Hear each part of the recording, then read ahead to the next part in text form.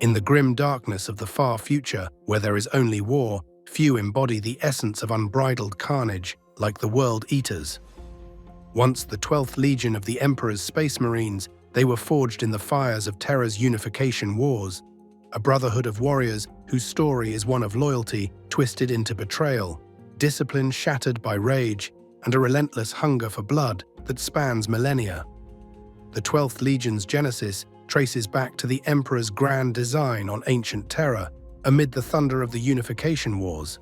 Unlike some legions drawn from specific cultures or regions, the 12th was an experimental force, its recruits selected through rigorous screening for their innate aggression, competitive spirit, and unyielding drive. Fragmentary records from those early days speak of aspirants pulled from the brutal underhives, the war-torn wastelands, and even the ranks of conquered techno-barbarian tribes. These were not the stoic guardians of the Ultramarines or the cunning hunters of the Raven Guard. These were hot-blooded killers, fractious and savage, bound together by a code of iron discipline to prevent them from tearing themselves apart. Their first recorded engagement was the Saar-Afric Liberation, a brutal campaign where they demonstrated their penchant for close-quarters slaughter. Yet, for much of the unification and the Sol System's conquest, the Legion was held in reserve. Whispers among historians suggest this was deliberate. Perhaps the Emperor saw their volatility as a double-edged blade, best kept sheathed until needed, or as a counter to potential disloyalty among his other forces. Whatever the reason, it forged in them a hunger for battle, a pent-up fury that would define their character. As the Legion grew, the Emperor bestowed upon them the name War Hounds, a title earned through their ferocious loyalty and unrelenting assaults. Their insignia became a snarling red hound, symbolizing their pack-like ferocity. Internal discipline was harsh, duels and ritual combats were common to channel their aggression, but they were often isolated from other legions, viewed with suspicion for their bloodthirsty ways. By the eve of the Great Crusade, the War Hounds numbered in the tens of thousands, a force of gene-enhanced super soldiers, clad in white and blue armor, armed with chain axes and bolters, ready to be unleashed upon the stars. Their culture emphasized brotherhood in battle, with chains of fealty binding warriors to their captains. Culturally, the Legion fostered a warrior ethos of honor through combat. Fighting pits aboard their ships honed skills, and chains of fealty, literal chains binding warriors in oaths, strengthened bonds. They were not mindless berserkers yet. Discipline held their aggression in check, making them effective conquerors. By mid-Crusade, their numbers swelled to around 150,000, their fleet boasting 60 capital ships. They were the Emperor's attack dogs, loyal and lethal, but the arrival of their gene sire would change everything. The discovery of Primarch Angron on New Syria marked a turning point for the 12th Legion. Angron, a gladiator slave enhanced with archaeotech implants, known as the Butcher's Nails, had led a doomed rebellion against his world's tyrannical high riders. Dubbed the Eaters of Cities for their conquests, Angron's band was cornered when the Emperor arrived. Refusing to abandon his comrades, Angron demanded to die with them. The Emperor, in a controversial act, teleported him aboard a War Hounds vessel instead, leaving the rebels to slaughter. This betrayal scarred Angron forever, breeding resentment toward his father and sons. Initial contact was violent. Angron slew every officer who approached, from Legion Master Gear downward, until Captain Khan of the 8th Company survived long enough to earn respect. Khan's words, recounting Angron's legend, inspired the renaming. "Your warriors were eaters of cities," Khan said, "but with you to command us, the War Hounds will be eaters of worlds." Angron embraced it. "World eaters, so shall you be." The Legion mustered on Bot, where Angron imposed his New Syrian ways. Gladiatorial pits, savage training, and a code of unyielding competition that erased Terran traditions. Angron's hatred for the Emperor extended to his Legion. He viewed them as weak echoes of his lost gladiators. To bridge the gap, Apothecary Garlan Serlak replicated the Butcher's Nails, cybernetic aggression amplifiers. Early trials were lethal, but perfected versions were volunteered by warriors eager to share their Primarch's pain. Khan was first, his implantation a success, that bound the Legion closer. Not all submitted. Endrid fled, becoming a rogue. Under Angron, tactics shifted to even bloodier extremes. Worlds had to fall within 31 hours, a Nucerian day, or face decimation, where 1 in 10 legionaries was beaten to death by comrades. The Genna massacre exemplified this. A compliant world razed in one night for failing the deadline. Centurion Mago rebelled against mass implantation, leading a brief revolt crushed by Angron. The nails spread reduced the Librarius. Psychers incompatible with the devices dwindled to 19 by the Shadow Crusade. The World Eaters became pariahs. Guilliman decried their atrocities at Arigata, and Leman Russ confronted Angron in the Night of the Wolf, a duel ending in stalemate but highlighting the Legion's encirclement tactics.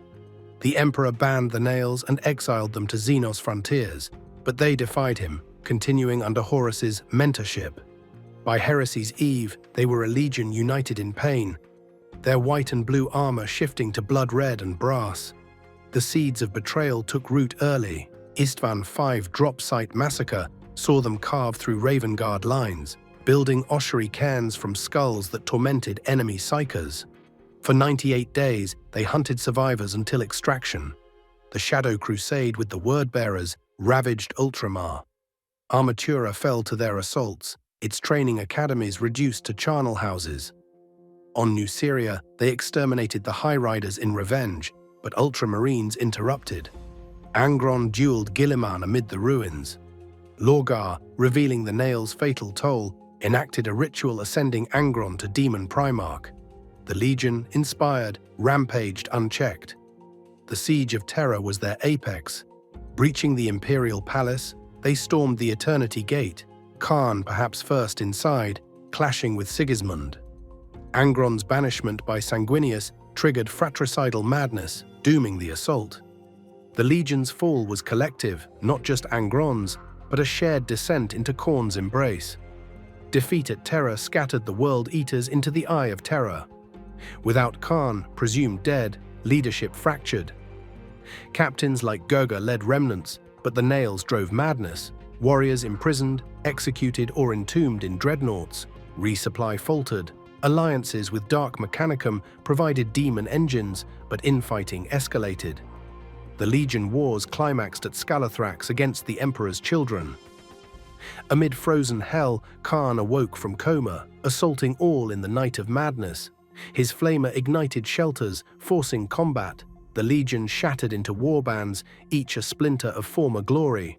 Scalathrax became legend, the death of unity, birth of anarchy. Post-fragmentation, they raided the galaxy as Khorne's devotees. The Great Rift's opening unleashed blood crusades, 8 fronts of slaughter. Angron's invasions, like Armageddon's First War, banished by Grey Knights, highlighted their threat, but the Legion's strength lay in warbands.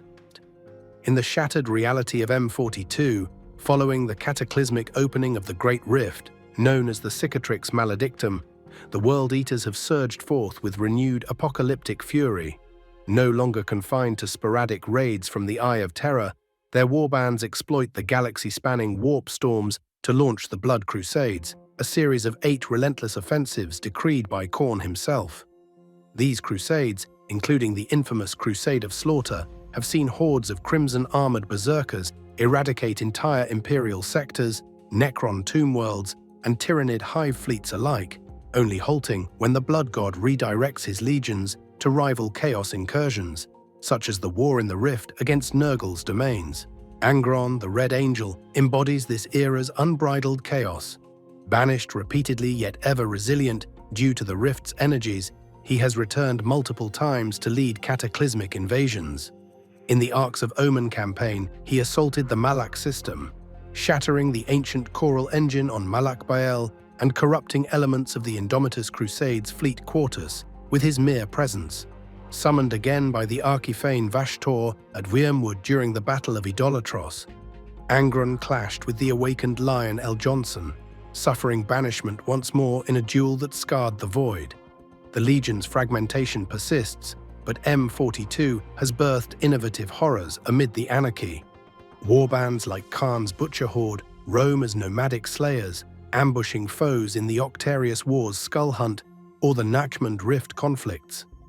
To the shattered berserkers of M42's eternal bloodletting, the World Eater's saga is a tragic spiral into oblivion.